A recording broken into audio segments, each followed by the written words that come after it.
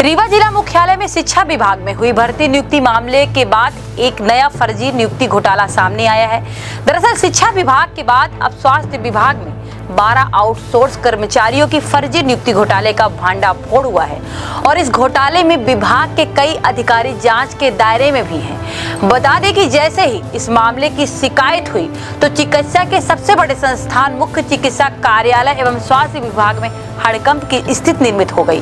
फिलहाल मामले की जांच के लिए मुख्य चिकित्सा एवं स्वास्थ्य विभाग के द्वारा एक कमेटी का गठन किया गया है, जिसमें शिवशंकर तिवारी एपीएम, जिनका मुख्य पद सुपरवाइजर है, और डॉक्टर केवी गौतम को दोषी बताया गया है। लेकिन इस भर्ती का मास्टरमाइंड डॉक्टर केवी गौतम के द्वारा तत्कालिक सीएमएचओ के एल नामदेव को बताया गया है।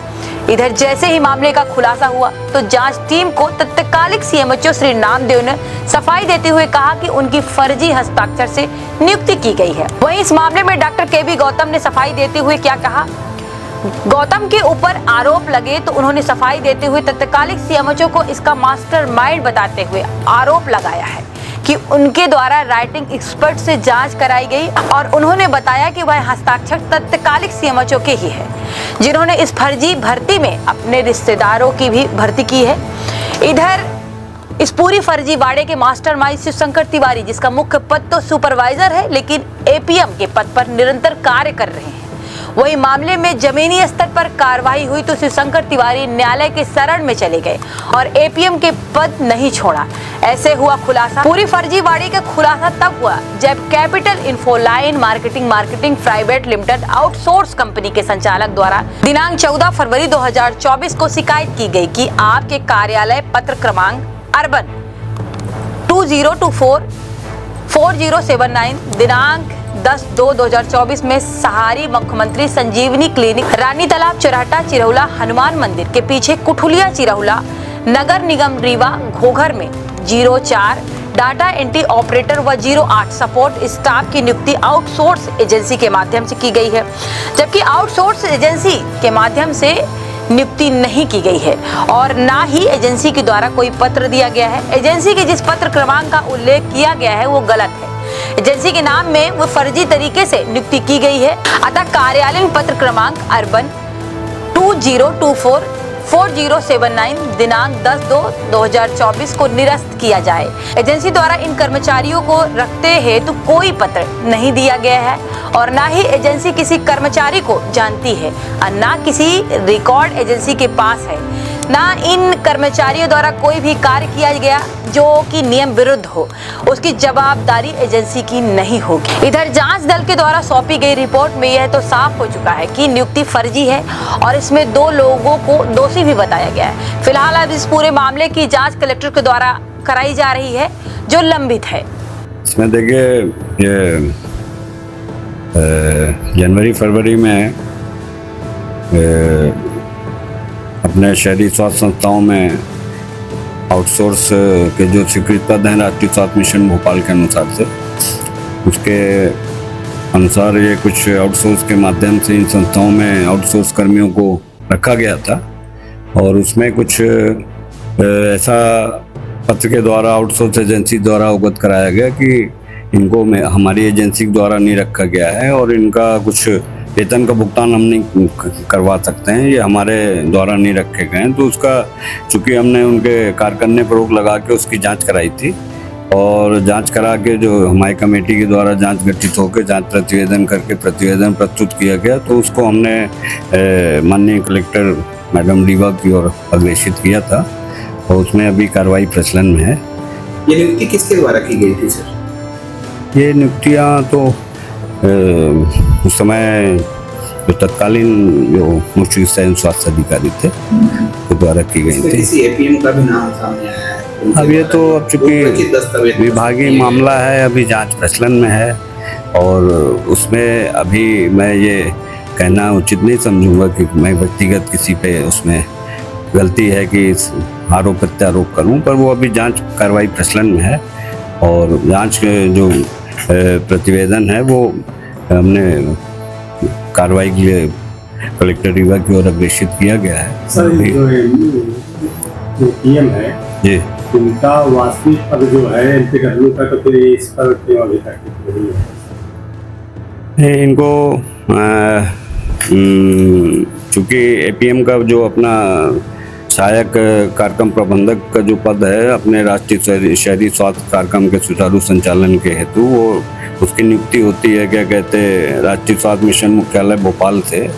चूँकि यहाँ ये पद रिक्त है और कार्य व्यवस्था के लिए पूर्व में जो अपने CMHO थे उन्होंने इनको जो जिनका उल्लेख आप कर रहे हैं उनको यहाँ पे एपीएम का प्रभार दिया गया था और कुछ इसमें शिकायतें प्राप्त हुई तो मैंने इनको यहाँ से उस पद से हटाया भी था, पर फिर इनके द्वारा कुछ उसमें न्यायालयीन स्टे प्राप्त करके वो कार्यरत थे और पद पर रहते हुए ये भ्रष्टाचार में मतलब संलिप्त पाए गए, तो इसके बाद ये उसी पद पर बने रहे न्यायालय तक पहुँच गए।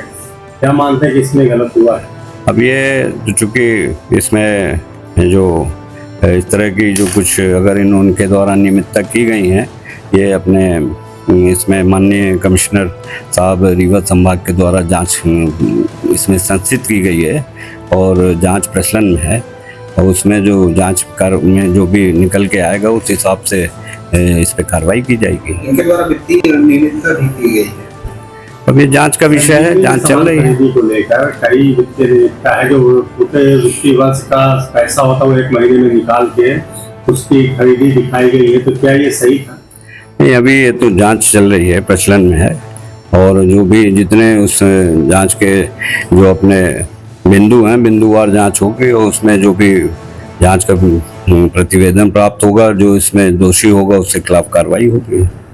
संजीवनी क्लिनिक में जो सामान होना चाहिए, जो इंस्ट्रूमेंट होना चाहिए, वो 2 जगहों पर रखा हुआ, कुछ किराए का भी मामला उसमें आ रहा है, तो क्या ये किराए के भवन पे चल रहे हैं या फिर आपके खुद के भवन है? नहीं, संजीवनी क्लिनिक तो लगभग सब अपने जो शासकीय भवनों में चल रहे हैं, जो अपने शहरी प्राथमिक स्वास्थ्य केंद्र हैं जैसे कि रहतारा, अपना बोदाबाग और खैरी, ये 3 जो अपने शहरी प्राथमिक स्वास्थ्य केंद्र हैं, यहाँ पे भवन अनुपलब्ध है, इसलिए इनको जो अपने स्वीकृति प्राप्त है किराए पे भवन लेके इन संस्थाओं के संचालन के लिए राष्ट्रीय स्वास्थ्य मिशन से, तो उस हिसाब से ये किराए के भवनों में ये संचालित है। 3 अपने में भी किराए के भवन संचालित है और जो खुद का भवन है गवर्नमेंट का जो है आधा सामान यहाँ रखा है, आधा जो है किराए के में। नहीं, ढेकाहा की जो अपनी संजीवनी क्लिनिक है उसका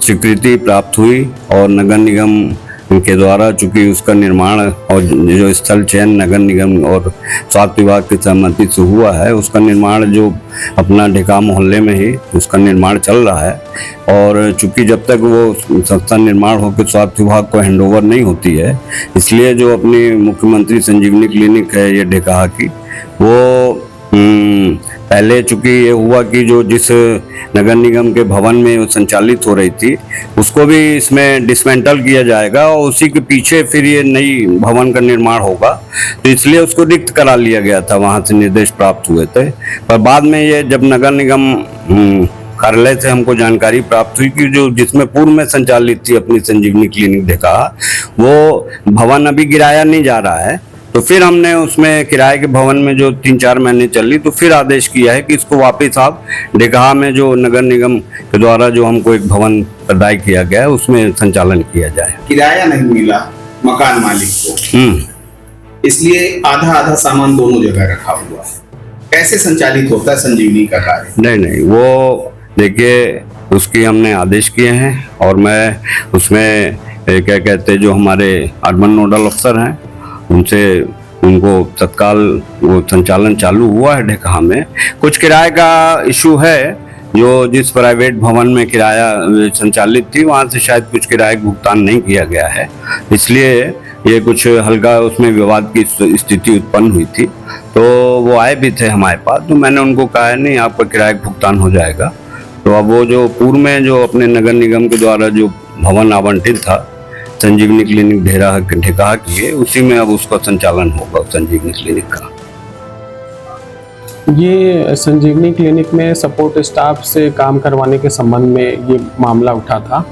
इस मामले में शहरी क्षेत्र में करीब 8 सपोर्ट स्टाफ की आवश्यकता थी, जिसके संबंध में तत्कालीन CMHO श्री नामदेव सर ने शिवशंकर तिवारी से नोटशीट बनवाने के लिए कहा था। उन्होंने नोटशीट बनाई और शिवशंकर तिवारी जी के जो प्रभारी एपीएम थे उस समय, तो उनके द्वारा मुझे नाम बताए गए कि ये नाम सीएमएचओ नामदेव सर ने हमको बताया है। चूँकि 8 जगह रिक्त थी तो उन्हीं नामों को मैंने नोट शीट पे अंकित किया और अंकित करने के बाद वो नोट शीट मुझसे श्री शिवशंकर तिवारी जी ले लिए थे।